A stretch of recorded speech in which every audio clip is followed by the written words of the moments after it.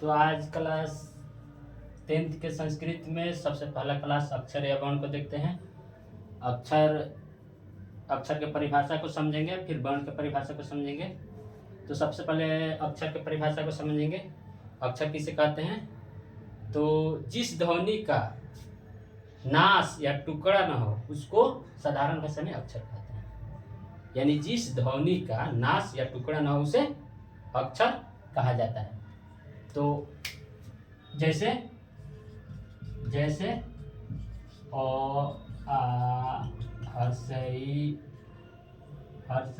दीर्घई ऐसे कहकर ली क हलंत ख हलंत ग हलंत च हलंत म हलंत य हलंत र हलंत व हलंत अ हलंत, ये सभी क्या है? ये सभी अक्षर हैं। यानी जिस ध्वनि का, ये सब ध्वनि है, अ आ हर्षई दीर्घ, ये सब ध्वनि है, इस सब का टुकड़ा या नाश नहीं होगा। जैसे अ का, अ को हम तोड़ सकते हैं, इसका टुकड़ा कर सकते हैं। किसी भी इसमें किसी भी च हलंत म हलंत ख हलंत ज हलंत किसी का भी इसमें टुकड़ा नहीं कर सकते हैं। इस सब का हम टुकड़ा नहीं कर सकते, इसलिए इसको अक्षर कहते हैं। अक्षर का अर्थ होता है, अक्षर का अर्थ ही होता है अ मतलब नहीं, क्षर मतलब क्षरण, यानी जिसका क्षरण ना हो, जिसका नाश ना हो, जिसका टुकड़ा ना हो उसको अक्षर कहते हैं। एग्जाम्पल में ये सब आएंगे, च हलंत प हलंत म हलंत अ आ हर्षई, ये सभी अक्षर आएंगे। अब इन अक्षरों को ही वर्ण क्यों कहा जाता है, इसको हम समझेंगे। तो वर्ण का शाब्दिक अर्थ होता है रंग, भिन्न भिन्न रंग, भिन्न भिन्न आकार, भिन्न भिन्न गुण, भिन्न भिन्न प्रकार, वर्ण का शाब्दिक अर्थ होता है। तो चूंकि ये अक्षर भी भिन्न भिन्न आकार के होते हैं, भिन्न भिन्न प्रकार के होते हैं, भिन्न भिन्न गुण के होते हैं, भिन्न भिन्न रूप के होते हैं, इसलिए इन गुण, ये भिन्न भिन्न आकार प्रकार होने के कारण ही इन अक्षरों को वर्ण भी कहा गया है। तो वर्ण का शाब्दिक अगर कोई ऐसे छूटा पूछ दे कि वर्ण आखिर वर्ण का अर्थ क्या होता है? वर्ण का अर्थ होता है भिन्न भिन्न रंग रूप आकार प्रकार। और चूंकि भिन्न भिन्न रंग रूप प्रकार इन अक्षरों का ही है, अक्षरों का भी है, इसलिए अक्षरों को ही वर्ण भी कहा जाता है। तो अक्षर की परिभाषा और वर्ण की परिभाषा दोनों एक ही होगा, इसमें कोई डाउट नहीं। ये अगर कोई वर्ण का परिभाषा पूछ दे या अक्षर का परिभाषा पूछ दे तो दोनों एक ही होगा। तो अब हम लोग समझेंगे अक्षर के भेद कितने होते हैं। तो अक्षर के संस्कृत में दो भेद होते हैं, स्वर अक्षर और व्यंजन अक्षर। तो सबसे पहले हम स्वर अक्षर को समझेंगे। स्वर अक्षर किसे कहते हैं? तो स्वर अक्षर उसे कहते हैं जिस अक्षर का उच्चारण आसानी से हो जाता हो, यानी जिस अक्षर का उच्चारण करने में किसी दूसरे अक्षर की सहायता लेनी नहीं पड़ती हो, यानी वो स्वयं उसका उच्चारण कर सकते हैं, तो उसको हम स्वर अक्षर कहते हैं। जैसे अ आ हर्षई दीर्घई री ए ओ औ, ये सब क्या है? स्वर अक्षर है। ये सभी स्वर अक्षर है, यानी इन सब का उच्चारण करने में किसी भी दूसरे अक्षर की सहायता नहीं लेना पड़ता है। ये इसका उच्चारण स्वयं कर सकते हैं बिना किसी दूसरे की सहायता लिए हुए, बिना किसी दूसरे अक्षर के सहायता लिए हुए। जैसे अ अपने आप में अ है, अब इसमें अ बोलने पर किसी दूसरे अक्षर आ रहा है, यानी इसमें किसी दूसरे अक्षर की सहायता नहीं लेनी पड़ रही है, इसलिए यह स्वर अक्षर है। अब स्वर अक्षर के भेद देख लेते हैं। इसमें भी भेद है, इसका भी 3 भेद है। स्वर अक्षर का 3 भेद है। सबसे पहले दीर्घ स्वर अक्षर, पहला दूसरा है पहला है ह्रस्व स्वर अक्षर, दूसरा है दीर्घ स्वर अक्षर और तीसरा है प्लुत स्वर अक्षर। तो सबसे पहले ह्रस्व स्वर अक्षर को देखेंगे। ह्रस्व स्वर अक्षर किसे कहते हैं? तो ह्रस्व स्वर अक्षर देखते हैं। ह्रस्व स्वर अक्षर किसे कहते हैं? तो जिस स्वर अक्षर का उच्चारण आसानी से हो जाता हो, अर्थात एक मात्रा का समय लगता हो।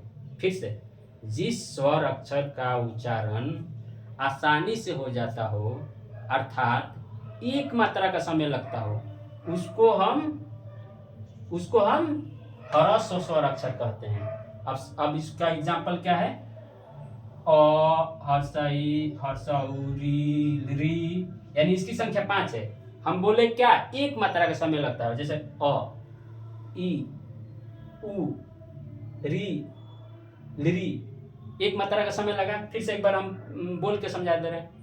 एक मात्रा का समय लगा ना, ई उ लिरी री लिरी, यानी एक मात्रा का समय लगता हो, एक मतलब एक मात्रा का समय, यानी आसानी से बोला जा सकता हो। इसके यानी ह्रस्व स्वर अक्षर की संख्या कितनी है, 5। एक मात्रा का समय लग रहा है बोलने में, तो इसको हम ह्रस्व स्वर अक्षर कहते हैं। अब देखते हैं दीर्घ स्वर अक्षर। तो दीर्घ स्वर अक्षर उसे कहते हैं, दीर्घ स्वर अक्षर की परिभाषा देख लेते हैं। वैसा स्वर अक्षर जिसका उच्चारण करने में ह्रस्व स्वर अक्षर से अधिक समय लगता हो, अर्थात 2 मात्रा का समय लगता हो। फिर से वैसा दीर्घ स्वर अक्षर का परिभाषा देते हैं। वैसा स्वर अक्षर जिसका उच्चारण करने में ह्रस्व स्वर अक्षर से अधिक समय लगता हो, अर्थात 2 मात्रा का समय लगता हो, उसको हम दीर्घ स्वर अक्षर कहते हैं। जैसे इसमें ह्रस्व स्वर अक्षर में 1 मात्रा का समय लगता था, तो इससे अधिक समय लगेगा किसमें, दीर्घ स्वर अक्षर में। जैसे पहला एग्जांपल क्या है इसका, आ।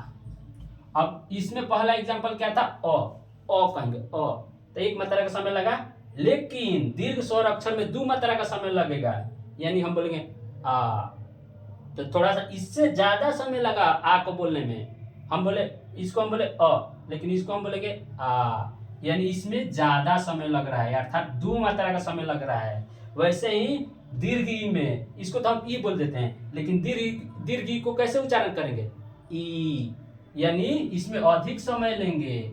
ठीक वैसे हर्षऊ में भी ऊ अधिक समय लेंगे, वैसे री में भी, ए में भी, ए में भी, और ओ में भी, और औ में भी, यानी ये सभी क्या हैं, ये सभी दीर्घ स्वर अक्षर है। अर्थात इन सब का उच्चारण करने में थोड़ा अधिक समय लगता है, किससे, स्वर अक्षर से, अर्थात इसमें 2 मात्रा का समय लगाना पड़ता है उच्चारण करने में। तो ये समझ में आ गया। तो ह्रस्व स्वर अक्षर की संख्या 5 और दीर्घ स्वर अक्षर की संख्या 8। इन सब का उदाहरण आप लोग याद कर लीजिएगा। अब देखते हैं तीसरा स्वर अक्षर का तीसरा भेद देखते हैं। कौन, प्लुत स्वर अक्षर। कौन, प्लुत स्वर अक्षर। प्लुत स्वर अक्षर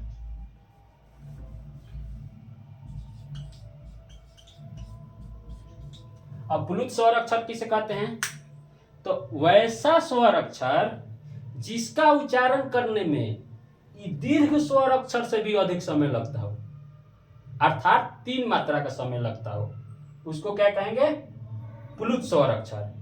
पहले ह्रस्व में 1 मात्रा का समय लगता था, दीर्घ में 2 मात्रा का समय लगता था, लेकिन प्लुत में 3 मात्रा का समय लगेगा।